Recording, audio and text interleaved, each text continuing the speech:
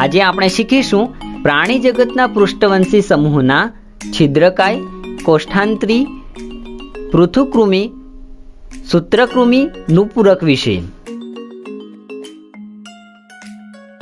આપણી ચારે બાજુ ઘણા પ્રાણીઓ જોવા મળે છે। તેમના અભ્યાસ માટે તેમનું વર્ગીકરણ કરવું જરૂરી છે। મોટાભાગે બધા પ્રાણીઓ સુકોષ કેન્દ્રીય, બહુકોષીય અને વિષમપોષી હોય છે। તેમનું શરીર કોષોથી ચોક્કસ બનેલું છે, પરંતુ તેમના શરીરના કોષોમાં વનસ્પતિના શરીરના કોષોની જેમ કોષ દિવાલ જોવા મળતી નથી। મોટાભાગે પ્રાણીઓ પ્રચલનશીલ હોય છે અથવા એક જગ્યાએથી બીજી જગ્યાએ પ્રચલન કરી શકે છે। અલગ પ્રાણીઓની શારીરિક રચના અને આકારમાં ભિન્નતા હોય છે, પરંતુ આપણે અલગ વિશેષતાઓ જેવી કે કોષ રચના,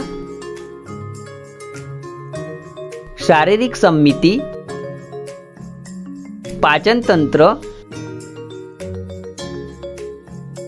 દેહ ગુહા, પરિવહન તંત્ર તેમજ જનન તંત્રના આધારે સમાનતાઓ જાણી શકાય છે અને પ્રાણીઓનું વર્ગીકરણ કરી શકીએ છીએ। ચાલો કેટલીક વિશેષતાઓને સમજીએ। સંગઠનના સ્તર।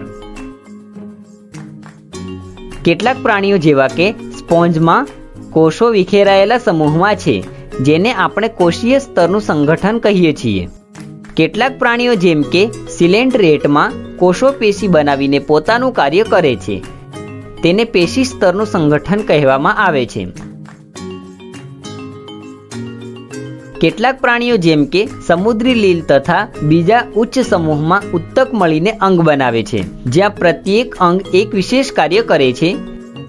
કેટલાક પ્રાણીઓમાં અલગ અલગ અંગ મળીને એક રુધિરાભિસરણ તંત્ર બનાવે છે અને શરીરમાં વિશેષ કાર્ય કરે છે। સમમિતિ। કેટલાક પ્રાણીઓ જેવા કે વીંછીના શરીરના કોઈ અંગમાં બે આ રીતે ભાગ કરી શકાય છે કે બંનેના ભાગ હુબહુ એકબીજા સાથે મેળ ખાય છે। આપણે કહી શકીએ છીએ કે આવા પ્રાણીઓ સમમિતિ છે। કેટલાક પ્રાણીઓ જેમ કે સ્પોન્જ અસમમિત હોય છે। દ્વિભર્ગ સ્તરીય અને ત્રિભર્ગ સ્તરીય સંગઠન। કેટલાક પ્રાણીઓ જેમ કે હાઇડ્રાના કોષો બે ગર્ભ સ્તરમાં ગોઠવાયેલ હોય છે। આવા સંગઠન દ્વિગર્ભ સ્તરીય કહેવાય છે। કેટલાક પ્રાણીઓ જેમ કે સસલાના કોષો ત્રણ ગર્ભ સ્તરમાં ગોઠવાયેલા હોય છે। આવા સંગઠન ત્રિગર્ભ સ્તરીય કહેવાય છે। દેહ ગુહા। કેટલાક પ્રાણીઓ જેમ કે તીડની કોષ દિવાલ અને અન્નનળી વચ્ચે ગુહા હોય છે, જેને દેહ ગુહા કહે છે, અને જેમાં દેહ ગુહા હોય છે તે પ્રાણી પ્રગૃહી હોય છે। કેટલાક પ્રાણીઓ જેમ કે પટ્ટી કીડામાં દેહ ગુહા નથી હોતી, તે અગુહ્ય કહેવાય છે।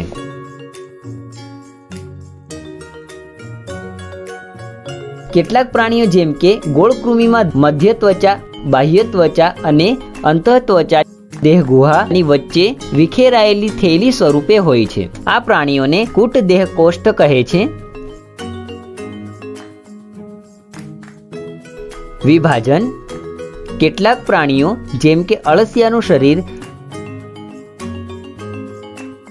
બાહ્ય અને આંતરિક બંને બાજુ શ્રેણીબદ્ધ ખંડોમાં વિભાજિત થાય છે, તો કેટલાક પ્રાણીઓ જેમ કે પ્લેનોરિયાનું શરીર ખંડિત નથી હોતું। પ્રાણી સૃષ્ટિનું વર્ગીકરણ। સજીવોની ભ્રૂણ અવસ્થાની અથવા બીજી કોઈ અવસ્થામાં પૃષ્ઠ સપાટી પર એક લાકડી જેવી રચના હોવાના કારણે કરવામાં આવે છે, જેને મેરુદંડ કહે છે। જે પ્રાણીઓની ગર્ભાવસ્થામાં મેરુદંડ હોય છે તેને પ્રાથમિક મેરુદંડ કહેવાય છે। મેરુદંડ નથી હોતું તેને અમેરુદંડી કહેવાય છે।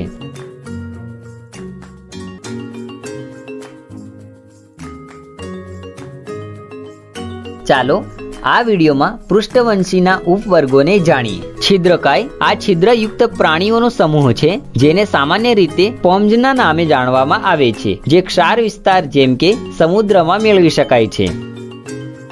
તેના કેટલાક ઉદાહરણ છે યુપ્લેક્ટેલિયા, સ્પોન્જિલા, સાયકોન વગેરે. તે અચલ હોય છે તથા કોઈ આધાર સાથે ચોંટેલા રહે છે.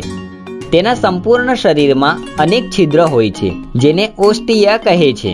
આ નાલિકા તંત્ર સાથે જોડાયેલા હોય છે જેને અંતર્ગ શરીરમાં પાણી, ઓક્સિજન અને ખોરાકનું વહન થાય છે.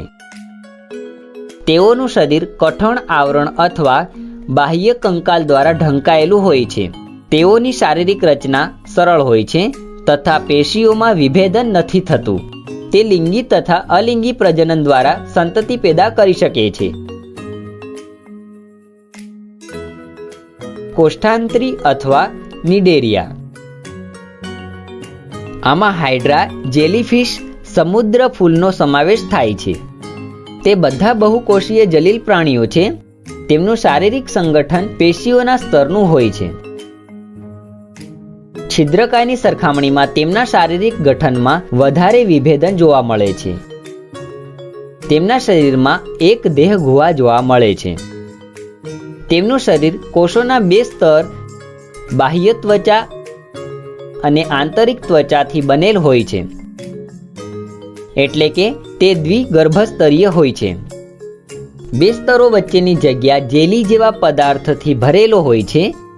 મધ્ય શ્લેષમાંથી બનેલ હોય છે. તેમની કેટલીક જાતિઓ જેમ કે પ્રવાળ સમૂહમાં રહે છે, જ્યારે કે અમુક જાતિઓ જેમ કે હાઇડ્રા એકાકી હોય છે. તે લિંગી અને અલિંગી બંને પદ્ધતિથી પ્રજનન કરી શકે છે. પૃથુકૃમિ. તેમાં પ્લેનેરિયા જેવા સ્વચ્છંદ પ્રાણી, સમુદ્રી ફૂલ, પટ્ટીકીડો વગેરે જેવા પરજીવી પ્રાણીઓનો સમાવેશ થાય છે. તેમના શરીરની રચના પહેલા વર્ગની સરખામણીમાં વધારે જટિલ હોય છે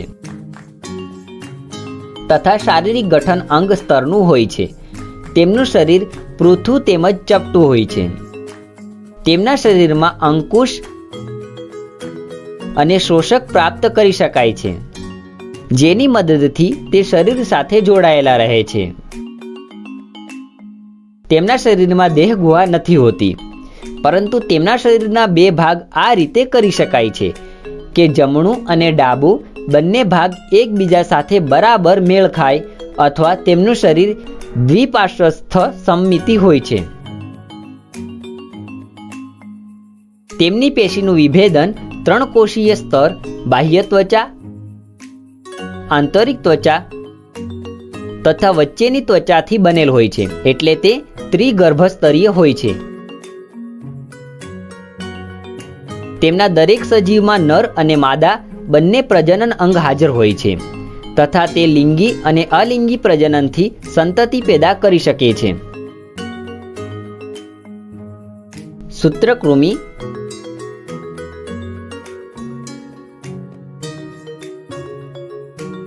તેમાં ગોળ કૃમિ, હાથીપગાનું કૃમિ, કરમિયા વગેરેનો સમાવેશ થાય છે. તે મુક્તજીવી જલીય અને સ્થળીય હોય છે તથા તે વનસ્પતિ તેમજ પ્રાણીઓમાં પરજીવી પણ હોય છે. તે દ્વિપાર્શ્વ સમમિતિ ત્રિગર્ભસ્તરીય પ્રાણી છે, જેમનું શરીર નળાકાર હોય છે તથા છેડાનો ભાગ અણીવાળો હોય છે. તેમાં પેશી જોવા મળે છે, પરંતુ અંગ પૂર્ણ રીતે વિકસિત નથી. તેની દેહ ગુહા સ્વરૂપે થેલીને કૂટ દેહ કોષ્ઠ કહેવામાં આવે છે. મનુષ્યમાં સૂત્રકૃમિ દ્વારા ઉત્પન્ન વિભિન્ન રોગ છે હાથીપગો અને એસ્કેરિસ. તેમાં નર અને માદા અલગ હોય છે. તેમાં માદા નરથી મોટી હોય છે. નુપુરક. તેમાં અમુક જલીય પ્રાણી જેમ કે રેતી કીડો, જળો તથા કેટલાક સ્થલીય પ્રાણીઓ જેમ કે અળસિયાનો સમાવેશ થાય છે. સામાન્ય રીતે દ્વિપાર્શ્વ સમમિતિ તેમજ દ્વિગર્ભસ્થ પ્રાણી છે. તેમાં શારીરિક ગઠન અંગ સ્તરનું હોય છે. તેમાં વાસ્તવિક દેહ ગુહા જોવા મળે છે. તેમાં વિશિષ્ટ વહન, પાચન અને ઉત્સર્જન અને ચેતાતંત્ર મેળવી શકાય છે, જેના માટે વિવિધ અંગ વાસ્તવિક સ્વરૂપે વિભેદિત થાય છે. તેમનું શરીર બાહ્ય રૂપે ખંડોમાં વિભાજિત થયેલ હોય છે. વિભિન્ન ખંડ એકબીજા સાથે વલય જેવી રચનાઓથી જોડાયેલ હોય છે. વલય જેવી આ રચનાઓને અન્નુલી કહે છે. આ વિશેષતાઓના કારણે આ સમૂહોના સજીવોને સૂત્રકૃમિ કહેવામાં આવે છે. લેટિનમાં એનિલોડનો અર્થ છે સૂક્ષ્મ વલય. તેમાં કેટલાક પ્રાણીઓ જેમ કે રેતી કીડો એકલિંગી હોય છે અથવા નર અને માદા અલગ હોય છે, તથા કેટલાક પ્રાણીઓ જેમ કે અળસિયું તથા જળો દ્વિલિંગી હોય છે. તે લિંગી પ્રજનન દ્વારા સંતતિ ઉત્પન્ન કરે છે. આજે આપણે શીખ્યા પ્રાણી સૃષ્ટિના પૃષ્ઠવંશી સમૂહના જૂથ: છિદ્રકાય, કોષ્ઠાંતરી, પૃથુકૃમિ, સૂત્રકૃમિ, નુપુરક વિશે.